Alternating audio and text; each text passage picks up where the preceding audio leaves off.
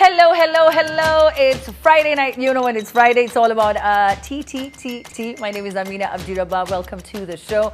Hello to my panelists. Hello, Kwach. Hello, Mariam. And for the first time, we have Jora, who's never joined us on this show. He's been with me on the 10 p.m., but then this is your debut. Debut. No, he can never be on this show because I quack in Nairobi. That's also true. Very true. That is true. For those of you who don't know. Na huko hakuna network atizijui to live stream. You know, you remind me of those friends who they never turn down plans. Yeah. You're like, Mariam, 20 hivi West 20. 20. Ni wapi 20? 20. No, it's true. There are people who are available and they're also down for whatever. You might need someone to go for Akesha. You might need someone to go and I don't know, chali yako ana misbehave tutaenda kumsalimia. You need someone to go on a hike, yoga. Let's go. We're down for whatever. Let's dive in water, Nini. Let's hunt sharks. It's him. Yeah, it's me. No, but also it feels good to be that friend who your friends trust you so much that as long as you'll be there, I'm down for it. We're having I like that. That's true. Down for whatever type of buddy. He hosts a big show. It's called Twende. Come on now. Right here on NTV. Make some noise, you guys. Make some noise. Bongela show. No, honestly. Wanasemaje juu ya trend uko mali unaenda? Uko. Unasema that yani tuko poa. Tuna trend vizuri. Tunapeleka pole. Okay. All right, well, wasalimie ukienda kule unaendanga. Naweza tuma salams. Watu watuende ni aje. All right, so let's get started with the show, guys. This week was one of those weeks where if if this is something you've never done and then you just, you were pressed, you did it, and you're trying to explain to people, Apana, this is not the kind of person I am. People who were arrested on Monday night for urinating in public areas in Nairobi were ordered to clean the city mortuary. During the operation by the Nairobi County Environment Department officials, about 30 people were nabbed while urinating in the streets and pavements in the city center. Now, I know you guys saw the videos, but yeah, Kwach, this is something that you do all the time. Not you, Kwach. No, I'm saying as a person, like if this is something that you relieve yourself whenever you feel. There's no way utasema ikuwe safi. There is no way. No, but you know what I mean, Kwach. That this is people have been doing this, and I'm not saying they should. But I'm sure they were very surprised when they were being arrested. They almost felt as though they didn't do anything wrong. Yeah, you know, as Nyash was saying, tumezoeshwa vibaya. Tumezoeshwa vibaya mpaka now when something right happens we are like, what do you mean? Unanishika na jana. Someone is almost saying, hapa sisi huu. Kila siku. Hii ni base yangu. What do you mean? 5 minutes ago kuna watu 10 walikuwa wanakojoa hapa, mbona umenikujia mimi? Unanishikia nini? I feel sad for those guys and especially walienda kuambiwa ati wasafishe mortuary. You know, like the fall from grace is so steep. Now wasikilia huruma bana. No, it's I have to ask yourself one question. Fine, ulishikwa ukijisaidia at the wrong place. That's okay. Under what law or what are we using to determine that the next course of action is end of sufficient city mortuary? Surely, I don't know what's the correlation between those two things. Were they just low on labor at the funeral home, and they were like, tunaweza pata kulikuwa na boss. Like, okay, what utuna tukote I think hujaipatikana na kesi za chief. Because cases are chief. These are the kind of punishments they give. Enda utoe majuala kwa mtaro. Enda uoshe community service, right? Enda uoshe baiskeli ya chief.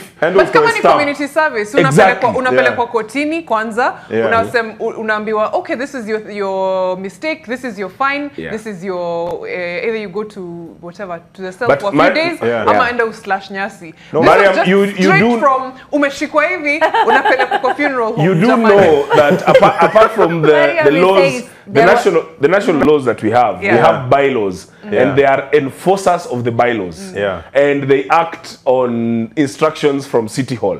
Yes, we do have a small court at City Hall where sometimes if need be, they go there and determine your case and your punishment thereafter.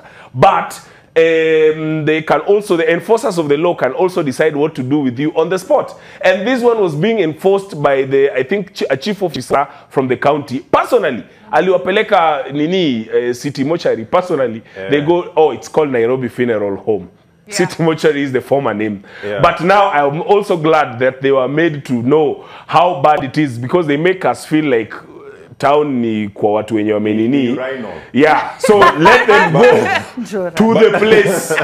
Let them go to the place where waende wakajue mahali watu wamedai wanakaa aje. Yes, but coach, what I'd like to say is next time usishike 30, shika 100, you know, because Nairobi imekuwa chafu sana, and I think people should we should catch a few more people ndo atupatie cheap labor. And the other thing is, this is a lesson to all of you people. Can you plan your liquids? Usikunye maji mob kama uko karibu na choo. Nona, panga, you know, strategy. I think it's a discipline thing. Because women, whether your liquids have been planned or not, hautajisaidia anywhere. So it's a discipline thing. It's not jipange usikunywe maji usino. No. Mariam, so when you say it, I sense jealousy, because Lakini inaitwa male privilege. He's a male privilege, yes. Anywhere and do your business. Jealousy kidogo. It's very traumatizing, by the way. Let me just let you guys know, in case you do, it's very traumatizing for chicks when we see someone just, and you know, sometimes you don't even care. You know, there are people who try and, you know, you're a bit discreet with it. You're trying to hide. You don't want people. Then there are others who are just like, kaende. What is wrong? I have an explanation. What's the explanation? You see, our bodies are different, Unaona, hii kianza kutoka ni ka pipe, ishatoka. Unaona, so immediately upate hiyo haja. Yani ni ngumu sana. Ukiona mtu ametoa bila hata kuficha, alikuwa place mbaya sana. Jora, I absolutely disagree with you. Especially, I would understand this if you were living somewhere, staki kutaja mahali, the proximity of one loo to the other is like a long distance. But in Nairobi, where every 10 meters there is an institution with a washing place, you should be more responsible. And na kuna watu, you know, once it becomes I used to have a friend, once it becomes a habit, you've just left the house like tumetoka tu saa hii. Hata tujafika kwa mat, jamaa shajificha. Hamjafika stage. Hata tujafika stage, meaning tukitoka kwa nyumba, he was already pressed. So yako na tabia tu mbaya. But he was like, ni mazoea. He left the toilet in the house. It's like, hebu nifunge mlango haraka, let me go. Anataka the natural. Anataka ku water the earth. People need to stop. People need to stop, man. And you're right, 30 is such a small number. Yes. Because I'm sure it happens. You know, there's certain streets that you cannot even pass. You know, there are certain, kwanza these back routes right here behind Nation. Nakwambia that's how you even know that I can hold my breath for long. It's because of those games that we play here in town. But I want to hear from you and your thoughts about it at The Trend Live on X. Please tell me if you are in agreement. What do you think needs to be done? And do you think that the city mortuary, you know, as community service was just very random, or it made sense? I'd love to hear from you. We're taking a quick break. We have more coming up after the break. Welcome back. Welcome back. Welcome back. Welcome back. All right, so now Cristiano Ronaldo raked in a massive 5.8 million subscribers within hours of opening his YouTube account. This was on Wednesday. All right, now Cristiano's channel had 11 videos, 7 YouTube shorts within 5 hours of it going active. Alafu nasikia Daddy Mato manzi amekuwa akiomba anaomba tu for the past 2 years. I can't believe ayuko hapa. Ayuko hapa. Oh Mungu wa Cristiano manzi amlocate. At least atoke 800 subscribers. Afikia hata. Yeah, tangu 2014. No, but it was crazy. Now it's past. iko na nini? Now it's at like 19 What do you mean iko na nini? You know, naelewa iko na nini, like how lucrative it can be, especially like in the West, because they don't pay the same like rates huku na huko, but it can be very lucrative. Naelewa. But how lucrative for Cristiano, one of the world's wealthiest like sportsmen or athletes ever, someone who anaketi tu hivi endorsement left right. Hadi yeye amesema, you know what, I need a side hustle. You know what side hustle should be? YouTube. Like, how lucrative is that? I am just, my mind is blown. No, I don't think it's about it being lucrative. It's a statement. It's not about the money that is coming in. I'm sure. It's getting an alternative voice.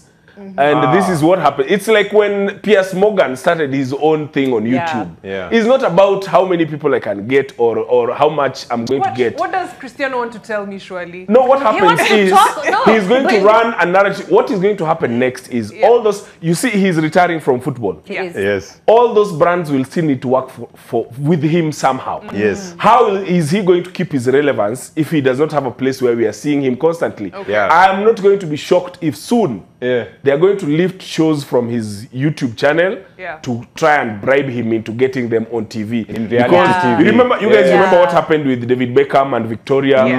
That is what is going to happen with Cristiano and the wife. Because they look like the TV couple. They do, but they had a reality show. Okay, the wife had a reality show. It just didn't get like really good ratings, and he was on almost every episode. Did it? Then why didn't it get any there's a renewal? difference, Mariam, when you work because you just feel like, you know, they don't need to.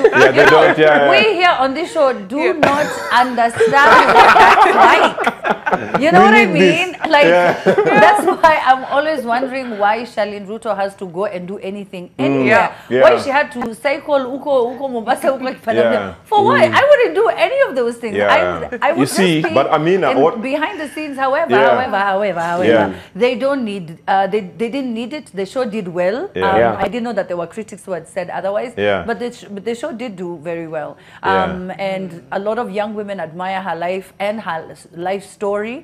You know, we are people who are working.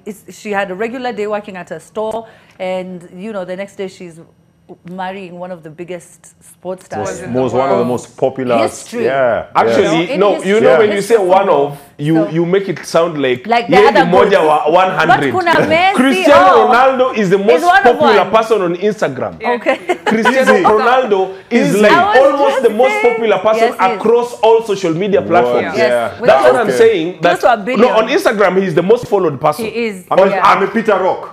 Most followed person on earth. He is the most followed. I'm telling you. Pull up your socks, banner. So now, and it's not even close. That's the thing. It's not even close. The people who follow him by a lot. And Georgina is, for me, I feel like the YouTube is a Georgina project.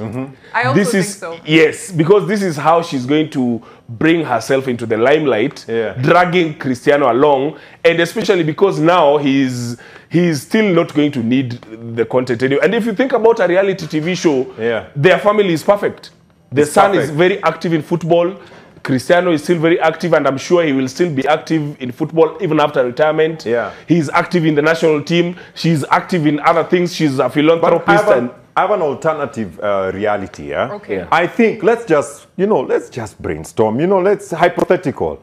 I think Cristiano Ronaldo amekuwa akiona these contents zinatengenezwa and he wants to jump in. There's you were saying about Charlene Ruto, Her fear of missing out, they are so out of the reality of what the common person goes through. So Ronaldo, in fact, can I speak directly to Ronaldo? Let me tell you, if you want to break the internet, I want you to start doing dance challenges. Na ufanye anguka nayo. Wacha nikwambie kuna watu hapa wanangoja na umalize na we see him. Ni chape. Imagine.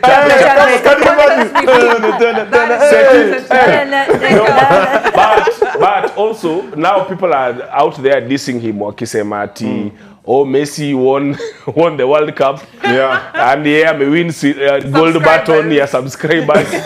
But the feeling this thing gave me was that feeling of, have you ever been broke? Have you ever been broke? Alafu mmekaa na Amina anasema vile, maze I'm so stressed.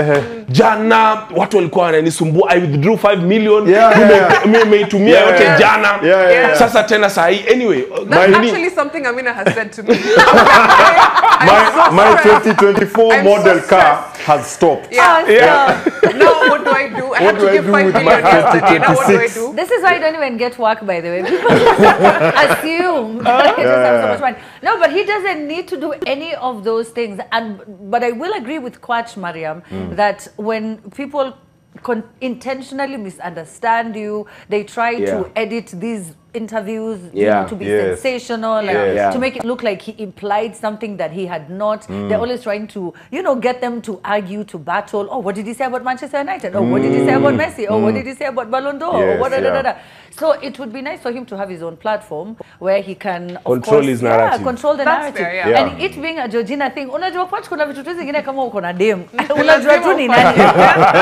You can see Diana's handwriting easy activities wanafanya na Bahati. Unajua hapa ni Diana. No, but sometimes when you are a lady and you are married to a star, please, turuhusu we have our star in peace. Because there are some people, they are married to a star, then anaamka anakupeleka kufanya vitu zingine. Get ready with me. Get ready. You put the camera, you wake up, you go back to bed. Kwach, if you are, I don't know about your dating life. I'm not trying to imply anything, but I'm saying if you are dating we can discuss it. a celebrity, you wouldn't take advantage. At least na labda hata ni Ronaldo anaambia Bibi, okay, you know what, this is what we can do. The reality didn't go like this. Maybe let's go like this. I don't mean to talk about John Legend, but I say sometimes it's just too much. Like sometimes this guy is a star. He's a star of, imagine our president if we woke up and Mama Rachel amemfanya anafanya set-it challenge. But you're a star ukunje. At home, you're John. But that's what I mean. My social media is ukunje.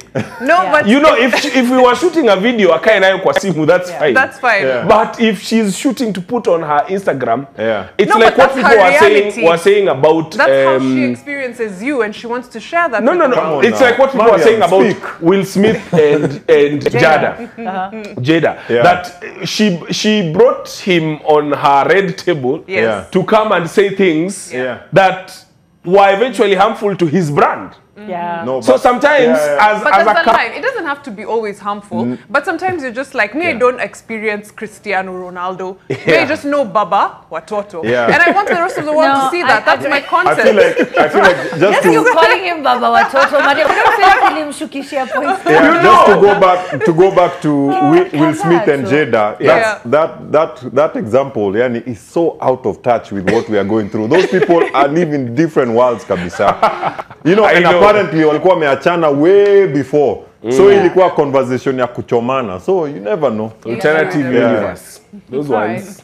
Well, it doesn't matter honestly. Like no, but it also goes the other way. Let's not just assume that it's the man who's the famous one. True. We also have the Kamala and the husband thing. Where the guy comes on the DNC. The first gentleman. He comes on the DNC and then he starts making jokes of, when you say it, we want to see her as presidential. Usituambie ati ye usuno. You get what I mean? All right, fine. Now, no, it's true. I really agree. I agree. There's some people, you just want to still have that mystery. You don't want to know, kumbe anakuanga hivi. Now, an undated video has been doing rounds on social media of showroom vehicles which have been damaged along Mombasa Road. I don't know if you guys saw this. Now, what would you do if you were the driver? Let's take a look at that video, okay? Let's take a look at that video. Ulisikia showroom, eh? You had that part. So, unajua ni 0 mileage. I just have a question. Inajua, ziko kwa meli zikikuja, they are insured, right? The ship has insurance, every bit of cargo has insurance. Sawa. Najua, by the time ziko kwa showroom, they are insured. In between, they still are. What's going on there? That is my only question. Because that dictates how I'll move after. If I'm the driver, that dictates how I'll move. I think the driver was asking the same question. I think that's why he drove to that bridge. Because he wanted to find out like what happens. Yeah. What happens? What happens? Should I just should I just go? No, but also there's a lot of crookery involved in business that you'd find that you as a businessman, you have insured it for so long and nothing ever happened. So you're like, let me not. Niko chini. Let me just know. See, mzigo itafika Nairobi. And then that's the day. That's the day unaambiwa ingia WhatsApp kuna kitu. You know, but then this reminds me of how Kenyans are. You know, when you ask someone something they absolutely have no idea, they'll always say, you naweza. So I'm imagining that moment before who driver apite your bridge. What are the conversations he was going through? Was he saying, "Intapita, apana, nitapita"? You know, like having the angel and the demon on each side. He was distracted. But I feel like he went in too. I feel like he went in too deep. Oh, okay. How else do I say it? Because he I couldn't have realized at least kichwa with the fact kichwa kipita ingine ina alidanganywa kichwa kipita ni hivyo. The first car was enough. You should have stopped at the first one. No, but it's always about the speed as well. So maybe it went like that because he was. I feel like this is one of those things. You know, when you assume things are suggestions. For example, maybe if you're a driver and you're told, always make sure you know like the length of whatever your cargo, so that as you're driving, you know which roads you can pita, which roads you can't, and you're like, sawa. It just sounds like one of those things people say until the day you actually get to a bridge that you can't fit under. And you're in trouble. But you know what happens, Mariam, is injia wewe ipita kila siku. Shetani is a very interesting guy, by the way. Unaweza pitanga mahali daily hiyo mzigo upita hapo. Mpaka you are like, hii si itapita. Then hiyo ndio siku shetani anakuambia kuja. It's this. Coach, I'm telling you, it's the one you were saying about insurance. You have been paying it for years. It's doing nothing. And for once you want to save it, maybe it's around 2 million. You're like, can I just save this? And then this reminds me of the first story. That day ume decide kukojoa. That's the day. So this guy was probably, he was late. Maybe he just needed to take half of those cars. And then I said, pana, today, you know, just like the other time, let me take it. Let me in fact take a shortcut. That's how kapatka. But also the flip side of this story is always also that these guys who do transport for these people, it's also said that sometimes it's insurance fraud. Or sometimes it's things drivers also do intentionally. Insurance fraud is when now they either drive the thing to a ditch, a party accident, a claim, something like that. You've been having, maybe this car has been in Mombasa for it's a 2016 car, and you know by this year 2016 cars are going to be out of favor. So there's some games. So you play a game so that you get some foul play something like a good movie. It actually, No, but they do happen. They do happen. They do. Yes, insurance fraud is a very, very real thing. It's a very real thing in this country specifically. People keep playing those games. There are people who are in proper businesses because of those games. So I want to hear from you as well. When you come back, I promise I'm reading your tweets. Okay, so please do tweet us at The Trend Live and tell me what your thoughts are about any of the stories that we have discussed. When we get back, we have to talk about a 90-year-old getting married. And Kwach is still here. That's what he's waiting for. We're taking a break. We'll be right back after this. Welcome back. All right, so now I promised to read some of the tweets coming in. So, Kwach, let me know. Jora amelipa watu. There's no other explanation for it. He's paying people because how are they saying that finally they're back? I mean, Nyamu is saying watching from Embu, Jora is here at last. Huwa tunamuona kwa twende. He is a vibe. And we have Caleb is saying, hey, I mean, good to see our guy from Twende on TTTT in my second favorite. Oh, in our best TV show, Twende on TTT, my second favorite, Tutamfuta. If you guys go on like this, we will tell him to go away.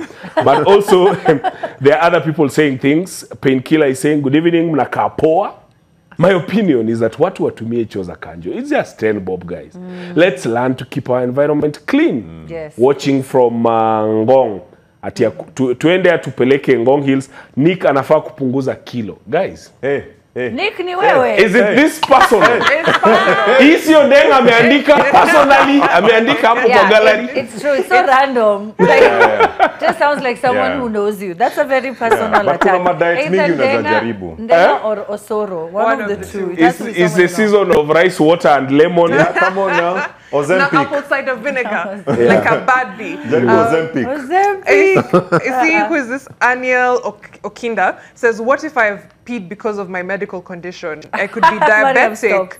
I could be diabetic now to Jui.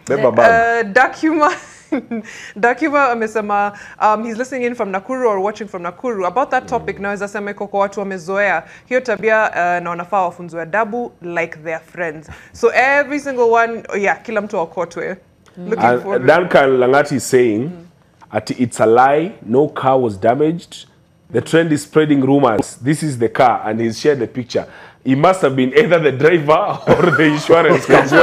One of the two. He's saying that no car was damaged, so ilipita vizuri. I do not know how. And CGI. Son of Fate is saying, lawyers and insurance guys, their definition, a bunch of individuals who you can't completely trust and who seem to always find loopholes in most situations. Yeah. Who has ever followed up to claim insurance? Ya gari ama hata well, the health one is a bit easier. Lakini ya gari ya damage. You will go around even the health one, they still make you run around circles, prove everything. You need to prove so many things. Is it even really your car? I don't know. There's so many things you need to prove. So that's why they encourage you to know someone. You know, you have to have someone who is going to fight for you in there, but it's usually not easy. Isn't that the case for Kenya? It is definitely everything. Hata Njora ndo ingia hapa Mariam amempiga. Come on now. All right, so now let's talk about 90 years. Hey. Kenya mko na time. We have time. There was joy at the Tambaya PCEA Church in Murukweni on Sunday when Ibrahim Bogo, 95 years of age, walked down the aisle with his lover, Tabitha Wangoi Mbogo, who's 90. Wow. This is 64 years after they met and fell in love. 64 years. You've just been telling me to Let me tell you, Amina. Wait, let me finish. Now, the couple told the media that they chose a white wedding to symbolize their unwavering love and commitment to one another. So, kumbe kuna mademu wanaweza ngoja. Amen. Why do people feel like they still need to tell us why they're choosing white? Like there were other options. Ulikuwa na chance ya ku na gown ya yellow. A civil wedding. Okay, but you could have done a civil wedding at the AG's office. You could have done a traditional wedding. Options zilikuwa. But Mariam, this is what I like about you. Hujaniweka pressure sana. I'm waiting. 60 more years. No. Quach, why do you think I'm here? 60 more years. Quach, why do you think I'm here? I like it. I like it. Don't hate they just think you are a funny guy. No. I'm here to put pressure on Atangoja forever. No. She'll send you the invites to her wedding. That is when you will believe. That expression they say, African quote, that you stay close to a pretty woman long enough, you'll fetch water at her wedding. Yes, they say if you don't tell her your intentions, you'll fetch water at her wedding. No, you can tell me your intentions all you want, but at some point you need to act to them. Not 64 years later. No, I think I tell you something about these 60 years, This couple is actually very poetic. They waited for 60 years. See, it has been 60 years since independence. So they waited for 60 years. Ndio sasa wafanye wedding. This is the perfect way to say colonization goodbye. Wow. No, but there's neo-colonialism. You know that. Maybe that's the result. You know, it is their way of, like helping the next generation. And then Mokoroine is hometown. So what wa Mokoroine? I got you. Can I get like fake deep? I think they've been together so long, and for so long it was like, you know what, we're good, we're happy. Why do we need wahala? Why do we need to involve the government or the church? And then they just realized there's something about like in this life and the next, I want to have committed to you formally. So let me do something like really nice and formal. And I'm like, that's very lovely. 95 and 90, it's literally never too late to I can promise you insurance fraud. I can promise you it is always the woman. Come on now. It was not the man's idea. This guy was okay with not having a wedding forever. And now the lady was like, mnagombanianga githeri hata meno hauna, and then anakwambia. But can I give unanigombanisha nini juu ya chakula na hata hujawahi nioa? Let me give you some insights about PCA. You can't be an elder unless you have done like, I think, I'm not so sure, so don't quote me kama a fact, but I don't think you can hold certain positions kama you don't have an official wedding. So maybe kuna position anataka 95. What position is this? 95. You know what position is this you want at 90? The only thing I agree, chief elder. What kuna hierarchy. The only place I agree with them, and this I share an opinion with them. Weddings are a costly affair for no reason. That you should not hold such a flamboyant wedding when you are just starting life. In fact, most people, this is a personal opinion. I could be representing the broke people. I second you. But I believe that a wedding should be done as an affirmation of your love. Like what they're doing now. That now mmeshalea pamoja, you have now actually proven to yourselves that you want to spend the rest of your lives together. No. The thing at the start where you are just giving nini. First, I've never understood, why do we tell people congratulations for choosing to perform illegal things together?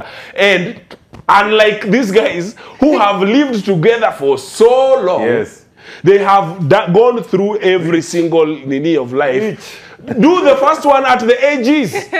Pattern a certificate. If it is the official thing you want. Stop it. And then after, kuja sasa. Life, bro, the you life, see why I had to we're bring at the end of our else. lives, and all our friends are dead. I think, or some of them, most of them are anyway.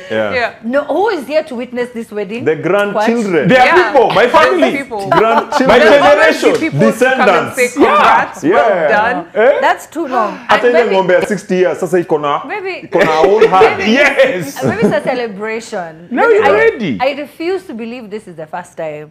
It is the first. I mean, I think it is the first. Hata vile umeona amevaa hiyo white dress, hata kai kana vanga white. It's been before. Yake color yake ni blue, green, hapo color za PCA. If we're together for more than 60 years, I will forget whether or not we were married or not. Like so much has happened, so much of our lives.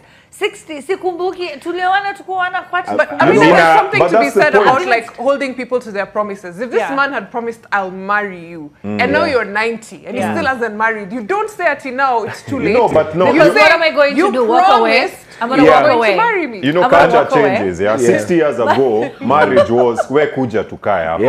You know, tuongee na family. So now it's just culture has changed that now marriage has to have a white wedding, has to have limousines, has to have 60 a cake, has to have 6-course meals kwa reception. At this point, he's just fulfilling her fantasy. Her childhood. Or a promise. It could have been a promise. He said, I'll give you that white wedding you've always dreamed of. And it's that thing I was saying, Mariam, sometimes it's not that beautiful etivo venye umeiweka. It's a debt. And I'm shocked Amina is saying that she can forget. You people never forget. True. You promise the first thing on day one, date ya day one. When you are 60, she's like, uliniambianga utaninunulia brick game. Ujainunulia. Unashikilia wajukuu, uko like, si ulisema utanunulia Mercedes. To nag you for 60 years. They do. There's someone else I'm sure who wanted me and wanted to get me cows and wanted to buy me that 2-acre land just near where 5 acre something, Ushago, the other guy who doesn't like you. That's what they will always remind you. That guy is long dead, but they will always tell you, hata uliniaribianga maisha. Unajua ulinichukua na ule alikuwa mwalimu. Alikuwa ona venye sahi kwake alijenga. Watoto wake wamesoma. Hata make a fence. Ulinifunga macho na baiskeli, ona sasa tunapika. And then every time unapita hizo 5 acres, hizi ingekuwa zenyu. Ingekuwa. Yako hiyo yote. This could have been me Prime land. Prime land. Could have been us. Yeah. But here we are. But you know who married his wife and didn't wait 60 years? Jimmy Wanjigi. Okay. Yeah. Now, businessman Jimmy Wanjigi has been granted a 10 million Kenya shilling personal bond pending a ruling on plea deferment set for next month. The ruling on September 12th will determine if Wanjigi will take plea in a case where he's accused of being in possession of unlicensed firearms. The big question is how many can afford a bond worth that much? Either in asset or monetary. Yeah. And I just want to say I can do neither, guys. Hiyo kesi itabidi tu nimesnichia mtu. Hiyo hata yako una M-Pesa. We know you. We know you. Don't try to act at chini ya maji. That's our way of flossing. Hiyo ndio njia yake ya kufloss. Ati I can't na tunajua.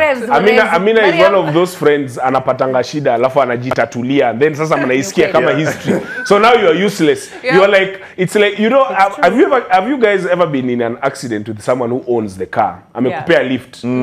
Alafu sasa wewe una need kuchangia.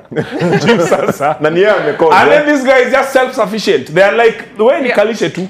Yeah, the guy is coming. Just keep pick up. Yeah, inakuja kupika. That's Amina. I am. It's true. Actually, I am that type of person.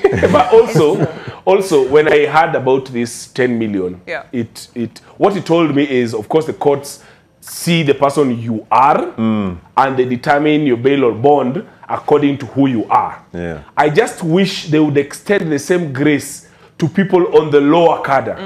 Because now, there are sometimes you hear mtu amepewa 100,000, 300,000. Kuna mwizi wa kuku alipewa bail ya 100k. Yes. There was a guy the other day people came to his aid. It was it 10 million?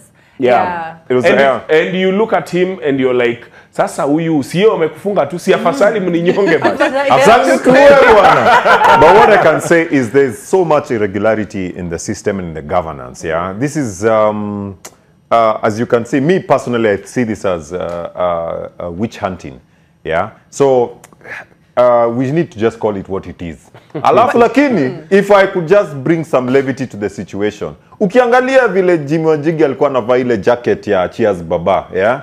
It reminds me of more money, more problems. Yeah. In fact, right now he should just now go to hip hop. Hip hop immediate at all video. Why does it remind you of more money, more problems? Because if you remember first, the more money you have, definitely the more problems. Sure. Yes. But also reminds me of the video. I don't know if you remember the video. Okay, the one Diddy did. Yes, I don't know. You know the thing with Jimmy that gets me, like this whole saga, is how we've now turned him almost into like a martyr. He's like now a symbol of being anti-establishment. I'm like, this man is the establishment from everything we know. But sasa tumesahau, we saw one picture of his wife holding on to him tukasema couple Come goals. on now, couple goals. Then we see 10 million shilling bond. We're like, wait, 10 million shilling. So when was the last time if you've ever seen 10 million shillings? We forget so easily. And now I'm seeing people, like if this man decided to run for office in 2027, si atachukua kiti. But also, Mariam, if I was to say, few seconds, guys. Oh man, we're overrunning. I'm so sorry, guys. I'm so sorry. Either way, we don't even have that 10 million, so it's okay. We can stop talking about it right now. We can. And I don't know who this is that he funded allegedly, but you know. Gen Zs. All right, before we go, Njora, you have a show. Tell us about your show real quick. I do have a show.